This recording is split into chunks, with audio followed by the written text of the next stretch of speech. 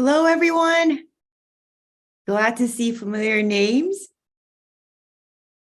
All right, throughout the webinar, if you have any questions, feel free to plop it in the chat window or in the Q&A box, and let's begin.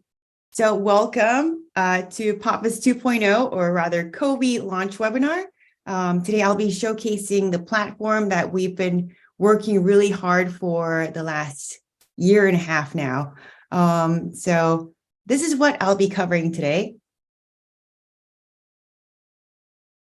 Okay, so about us real quick. We're based in San Jose, California. We offer two things. One is professional development for teachers, educators, and the other is curriculum for grades 6 to 12. And if your students have completed the block coding phase, we may be a good option for you. So we have physical computing curriculum using Raspberry Pi, microbit, cybersecurity curriculum, and the two AP courses and intro courses using Python and JavaScript. So here's a little bit more detail on that. And our latest addition is the APCS principles in Roblox. If your school will allow Roblox, then please do try this out. Students really love it. And we offer matching professional development courses for educators. Okay, now, so what is new? Well, Cobi is new. So here's a little quiz here. So Cobi, what is it? A, Popfizz 2.0, B, code bites, C, name of a trusty dog that fetches things very well, D, CS education curriculum and content management system, E, all of the above. And the answer is E. Yes, it's all of the above. And let's get into what it offers. So when I was preparing for this webinar, I had a tough time picking out what I wanted to showcase here. I picked out 4. So, and this is the first one. On Cobi, let's say that you're teaching 3 sections of APCS principles. So you have section 1, section 2, section 3. And what's different here with Cobi is that, let's say that you wanted to share a video with your class. You found something very interesting, it's timely, you want to share it with all your sections.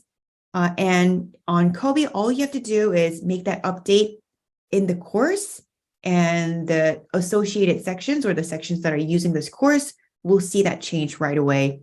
So instead of going through the 3 different sections and making different changes, all you have to do is make the change on the course, and the sections will see the updates right away. So that's a pretty big change there. So one course can be shared across multiple sections. And here is number 2. You can reorder your content. So let's say that you want to move all the big projects to the end of the course. You can just grab it, drop it at the end, and it's all taken care of. And let me show you the video real quick. We'll actually see this on the live platform, but just turn on that button that lets you reorder, shift things around, and you can drag a whole bunch of things. For example, a whole unit.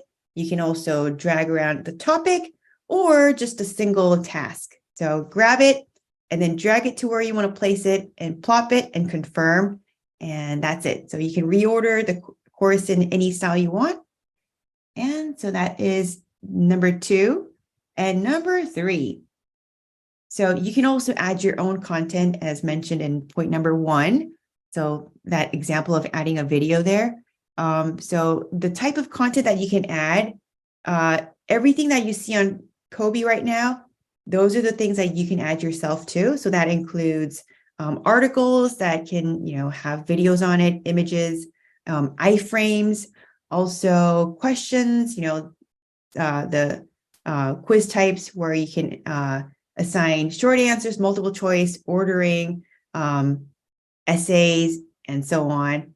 And also code, so you can assign open-ended ones with prompts, or you can even build your own AUTOGRADER questions. So they're very easy and flexible to work with. And I'll showcase that in just a little bit. So here is how it works. Let's say that you want to add content. I'll share a bigger video. I know it's very tiny there. Give it a title. And this is an essay type. And we're basically giving students a prompt, and I'm going to embed a video, grab the embed code and format it, and tell your students, watch the video, discuss, and put your answers in the box. And also give it a score, right, out of 5, preview if you like it, save, and give it to your students. So you can add your own content. And then the fourth one is assessments. So assessments are specially designated content that gives you the ability to set deadlines, hide answers, show answers, add instructions, give a grade. So on Popfizz, these are the assignments and exams. So remember those at the bottom corner of your left navigation.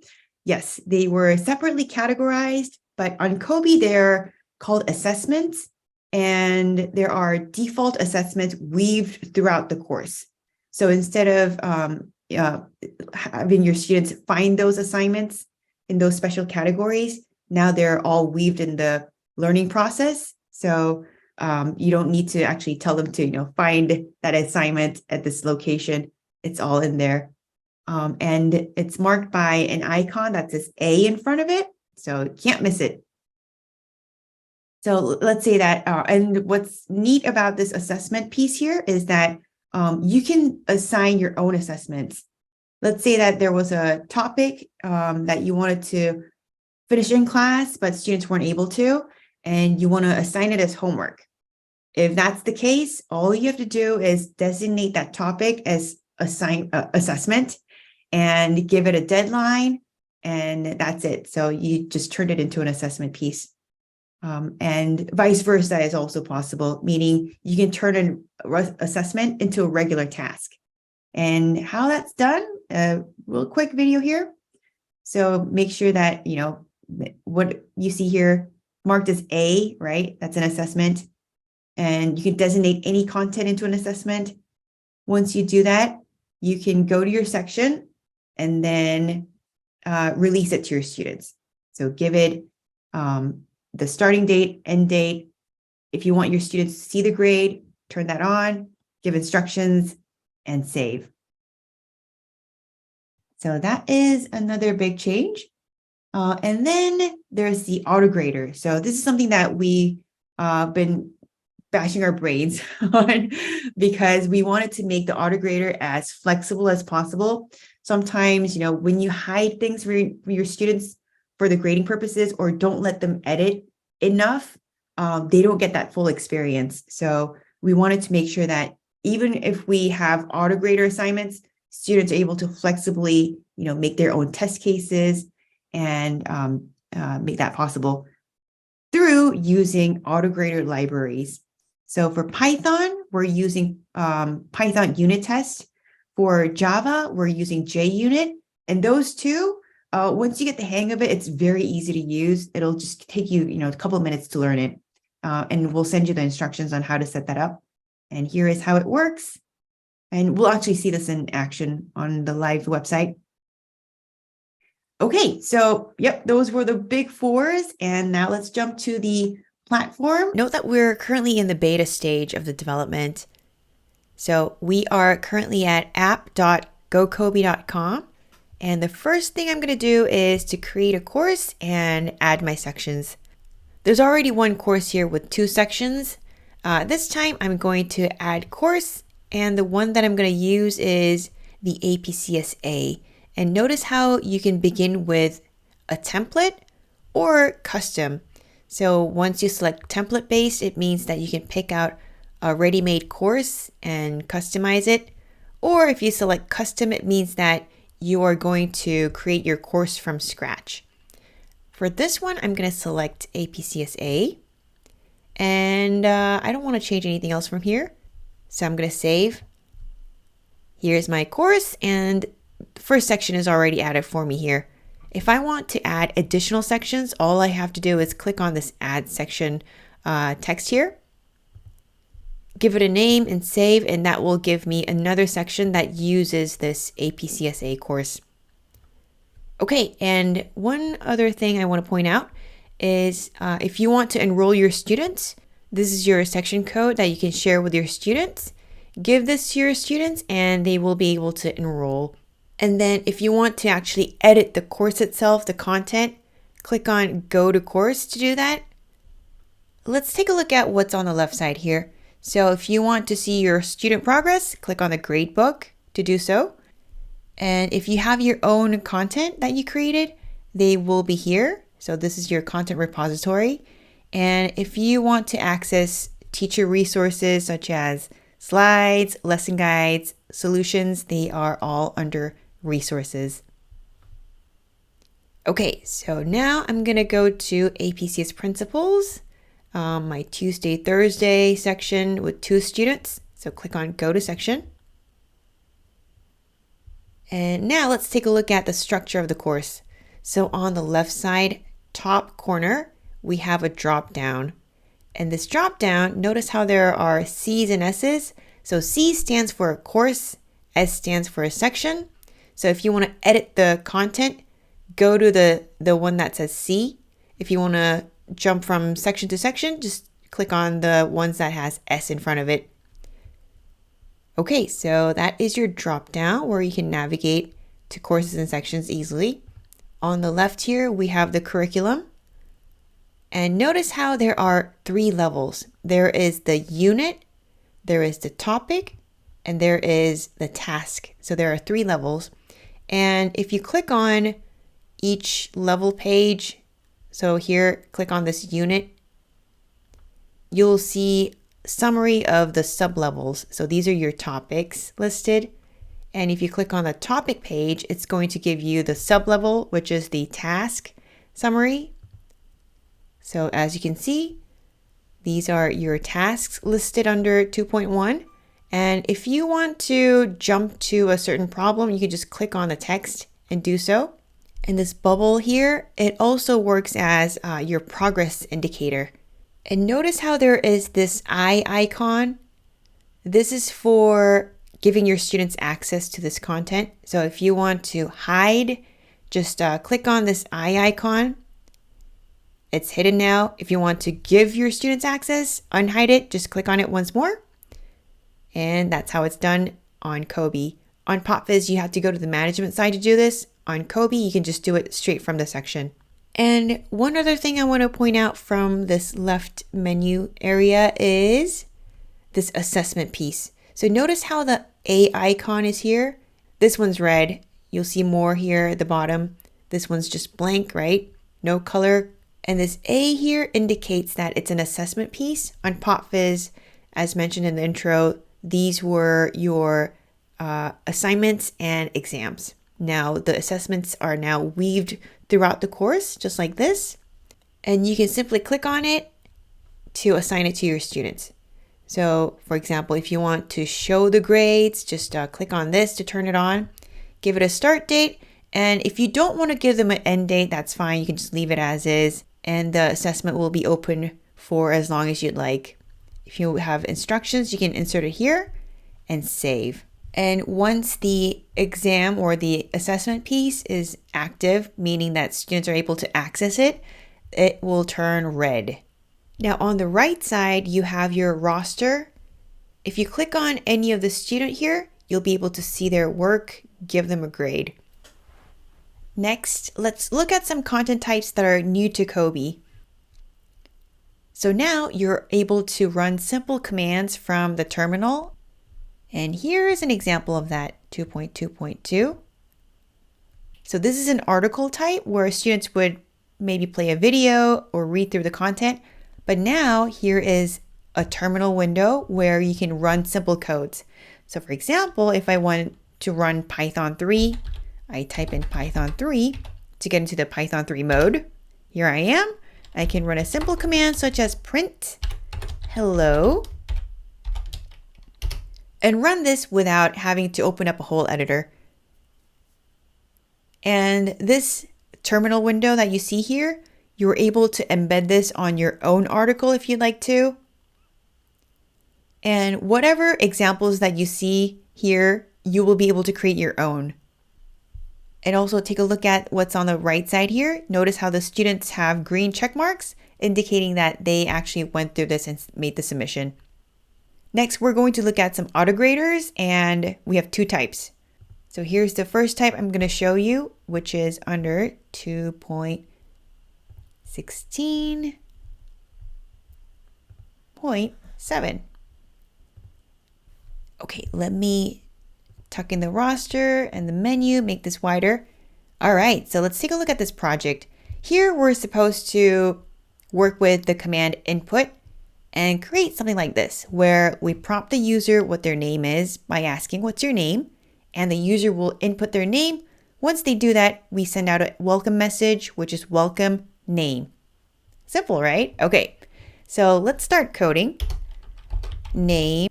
And don't mind the code hints there. We're in the process of taming it, so it's a little weird right now. Input. And here I'm going to put what's your name? And then once we get the user input, assign it to name, we're going to simply print welcome with a space and then plus name. Okay, let me run it and test it. What's your name? Jane. Welcome, Jane. Looks good. I'm ready to submit. So let's click on submit. And notice what happens here. What's your name? Kate. Welcome, Kate. What's your name? Alice. Welcome, Alice. And so on. So what happened here was the inputs were entered in real time. So this Kate, right? Alice, Nate were real-time inputs. And student output was compared to the expected output. If they match, it's correct. So this is a simple string match type of AUTOGRADER. And what's neat about it is that you can actually decide what kind of input you want to give it. Okay, so this was AUTOGRADER type 1. Next, we're going to go to AUTOGRADER type 2. And the example I want to show you is for APCSA, where we use JUnits. I'm going to click on this section, APCSA, to jump there. Here we are. And the example is under constructor and circle constructor. All right, so here we are. Tuck this in. What's different about this AUTOGRADER type is that it's using JUnit library for Java. For Python, we are using unit test. For JavaScript, it's got its own AUTOGRADER library.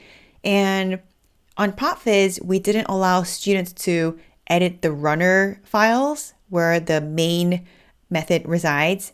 But for Cobi, students are able to do whatever they want with their code as long as they keep certain things the same. For example, we'll tell them, make sure to keep your method name of this the same. But besides that, students are able to create their own tests and meddle with the main.java file as much as they'd like. So let me show you what I mean by that.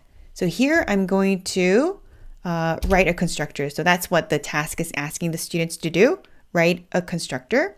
So I'm going to put public circle, and then it's asking for one parameter, which is going to be the integer value of the radius.